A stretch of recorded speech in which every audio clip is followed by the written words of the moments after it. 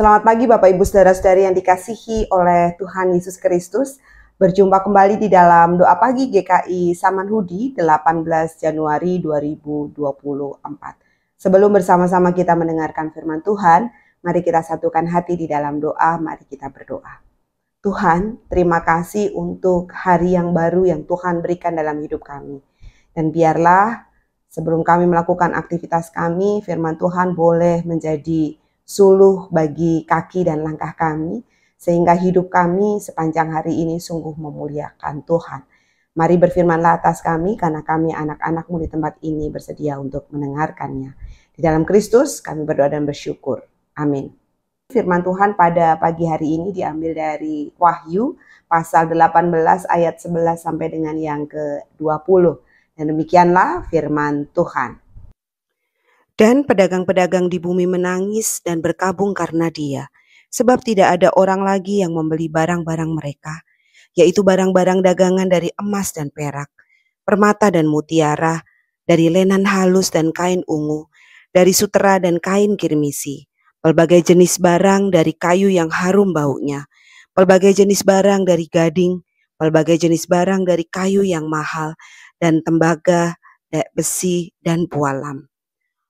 Kulit manis dan rempah-rempah, wangi-wangian, mur dan kemenyan, anggur, minyak, tepung halus dan gandum, lembu sapi, domba, kuda dan kereta, budak dan bahkan nyawa manusia. Dan mereka akan berkata, sudah lenyap buah-buahan yang diingini hatimu, dan segala yang mewah dan indah telah hilang daripadamu dan tidak akan ditemukan lagi. Mereka yang memperdagangkan barang-barang itu yang telah menjadi kaya oleh dia akan berdiri jauh-jauh karena takut akan siksaannya. Dan sambil menangis dan meratap mereka berkata, celaka, celaka, kota besar yang berpakaian lenan halus dan kain ungu dan kain kirmisi dan yang dihiasi dengan emas dan permata dan mutiara. Sebab dalam 1 jam saja kekayaan sebanyak itu sudah binasa. Dan setiap nahkoda dan pelayar dan anak-anak kapal dan semua orang yang mata pencahariannya di laut berdiri jauh-jauh dan berseru. Ketika mereka melihat asap api yang membakarnya, katanya, kota manakah yang sama dengan kota besar ini? Dan mereka menghaburkan debu ke atas kepala mereka dan berseru sambil menangis dan meratap. Katanya, celaka, celaka kota besar yang olehnya semua orang yang mempunyai kapal di laut telah menjadi kaya oleh barangnya yang mahal. Sebab dalam 1 jam saja ia sudah binasa. Bersukacitalah atas dia, hai sorga, dan kamu, hai orang-orang kudus, rasul-rasul dan nabi-nabi, karena Allah telah menjatuhkan hukuman atas dia karena kamu. Yang berbahagia adalah setiap kita yang bukan hanya menjadi pendengar firman, tetapi senantiasa menjadi pelaku-pelaku firman Tuhan. Pada suatu hari datanglah seorang pengemis ke rumah saudagar kaya dan mengatakan demikian, Tuhan, bolehkah saya meminta sedikit uang?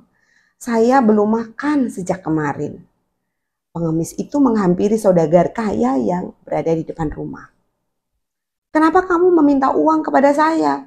Kamu bukan saudara saya, bentak saudagar kaya.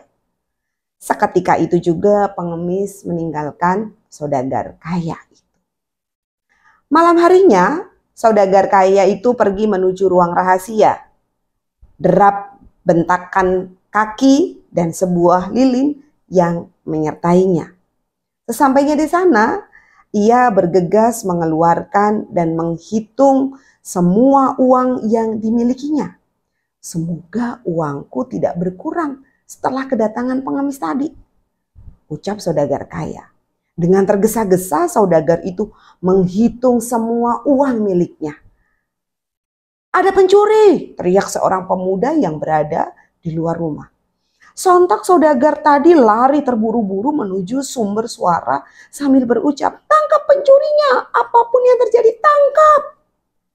Saudagar tak sadar, lilin yang ia bawa jatuh membakar sebagian jubahnya.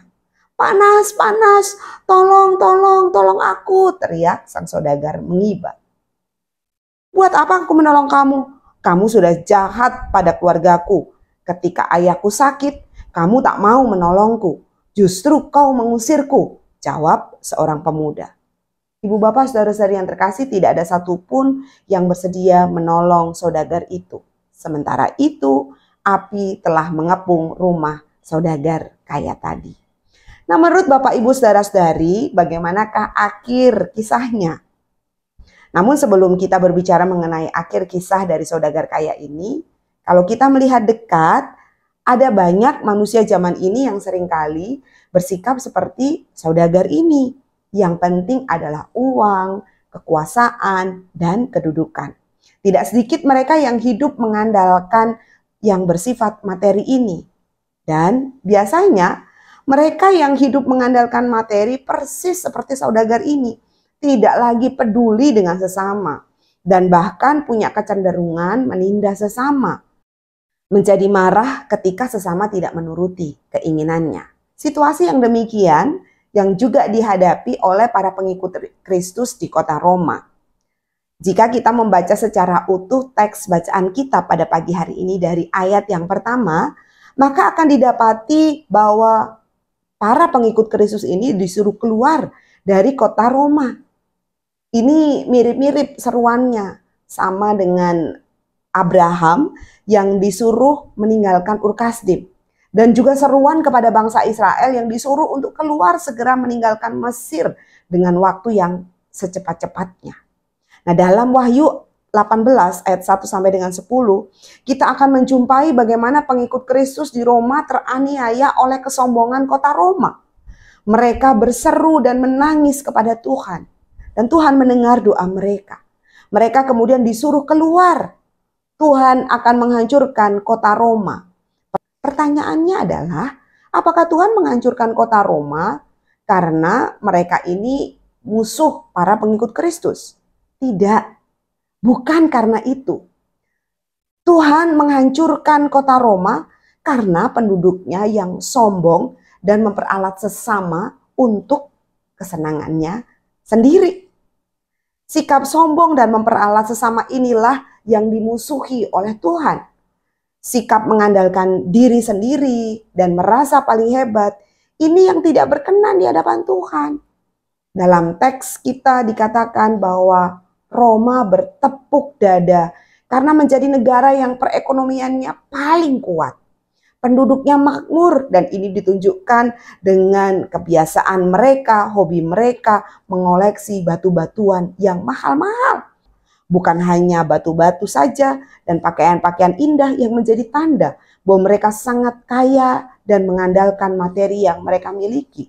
Kepemilikan terhadap manusia yang adalah budak menjadi hal yang menunjukkan akan sikap memanfaatkan sesama demi kesenangannya. Pada waktu itu, budak dianggap seperti tubuh yang memiliki tugas yang berbeda-beda. Ada budak yang tugasnya membacakan segala sesuatu dengan keras. Ada budak yang tugasnya menyapa orang yang sedang lewat karena sang tuannya malas menyapa. Ada budak yang tugasnya mengingatkan nama klien tuannya. Dan masih banyak lagi yang lain. Nah, jika tangan sang tuan kotor, maka mereka akan mengelap tangan mereka pada rambut budaknya. Sikap-sikap seperti inilah yang tidak berkenan bagi Tuhan. Namun sekarang mereka sedang menangis. Mereka berduka karena apa yang mereka anggap paling berharga, karena apa yang mereka andalkan selama ini kini lenyap. Semua yang mereka miliki dan banggakan kini lenyap dalam 1 jam. Mereka tidak lagi bisa menepuk dada mereka. Tuhan telah menghancurkan mereka. Dan menariknya di ayat 20, mereka yang berbisik, mereka yang meratap karena kesewenangan, kini bersukacita. Apakah bersukacita ini karena yang lain mendapat kesengsaraan? Oh bukan, bukan karena itu. Mereka bersukacita karena mereka tidak lagi mengalami suasana terpuruk dan ketidaksewenangan dari sesamanya. Ini semua mereka alami ketika mereka taat sama Tuhan. Taat untuk keluar dari kota Roma. kota yang mewah, kota yang megah, kota yang segala sesuatunya ada. Namun ternyata yang mewah dan yang megah itu pun dihancurkan oleh Tuhan karena kesombongan dan kesewenangan mereka. Ya, mereka hancur karena kesombongan mereka sendiri. Bapak, Ibu, saudara-saudari yang dikasihi Tuhan Yesus Kristus, firman Tuhan hari ini mengajak kita untuk berefleksi. Adakah hidup kita mengandalkan materi yang ada pada kita? Materi yang dapat membutakan kita dan akhirnya membuat kita menginjak dan menindas sesama kita. Kita meminggirkan sesama karena kita merasa hebat dan kita merasa paling benar. Sehingga ketika yang lain memberikan masukan, kita jawab tidak. Kota Roma dihancurkan Tuhan karena kesombongannya. Bapak, Ibu, saudara-saudari yang terkasih, hati-hati ketika kita sombong dan mengandalkan diri sendiri, bukan ini yang diperkenan oleh Tuhan. Tuhan berkenan kepada umatnya yang taat. Tatkala mereka taat, Tuhan lebih mudah menyelesaikan rancangan dan kehendaknya kepada umatnya. Jika tadi di awal kita mendengar kisah saudagar kaya yang sombong, maka saya tidak akan menyelesaikan ceritanya. Silahkan setiap kita yang mendengar boleh menyelesaikan kisah tadi menurut versi kita masing-masing. Kita boleh menyelesaikannya dengan kisah bahwa saudagar tadi bisa saja menjadi seperti penduduk kota Roma yang akhirnya mati terbakar bersama dengan uang-uangnya. Tetapi bisa juga kita menyelesaikannya dengan versi yang lain, yaitu saudagar tadi seperti pengikut Kristus yang memilih untuk taat dan keluar dari kota Roma. Kalau saudagar tadi keluar, dia keluar dari sikap sombongnya dan dia menjadi peduli terhadap sesamanya. Sebab selalu ada kesempatan untuk menghentikan dari sikap yang tidak berkenan di hadapan Tuhan dan memilih hidup dalam ketaatan. Bapak, Ibu, saudara-saudari yang terkasih, apapun versi akhir cerita yang kita pilih, itu tengah menunjukkan siapa kita di hadapan Tuhan dan sesama. Kiranya Tuhan memberkati kita dengan hikmat dan kebijaksanaan untuk memilih hidup berkenan di hadapan Tuhan dan tidak menjadi hancur karena kesombongan kita. Amin. Mari kita berdoa. Ya Kristus, tolong kami untuk kami boleh hidup bijak, taat di dalam rencana Tuhan, sehingga kami jauh dari mengandalkan diri sendiri dan kesombongan tidak menghancurkan kami. Dalam Kristus kami berdoa dan bersyukur. Amin. Bagi Bapak Ibu yang memiliki pergumulan khusus dan ingin didoakan, bisa menghubungi rekan-rekan pendeta di nomor berikut.